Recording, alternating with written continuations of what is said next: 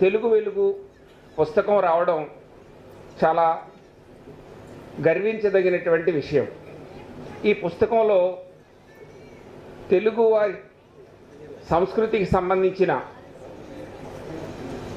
సాంస్కృతిక వైభవానికి సంబంధించిన కవులు, తర్వాత దేవాలయాలు, మనకున్నటువంటి నదులు, మనకున్నటువంటి పండుగలు, ఆ పండుగలకు కారణమైనటువంటి క్షేత్రాలని అన్నింటినీ కూడా ఇందులో అద్భుతమైనటువంటి కవిత్వం మాత్రమే కాదు, చక్కటి ఫోటోలు, అంటే ప్రతి ఒక్కరూ కూడా దాచుకోదగిన పుస్తకంగా ఈ పుస్తకాన్ని ప్రచురించారు. అందుకని సింగళూరి హరినాథ్ గారికి నా హృదయపూర్వకమైనటువంటి శుభాకాంక్షలు, అభినందనలు తెలియజేస్తున్నాను.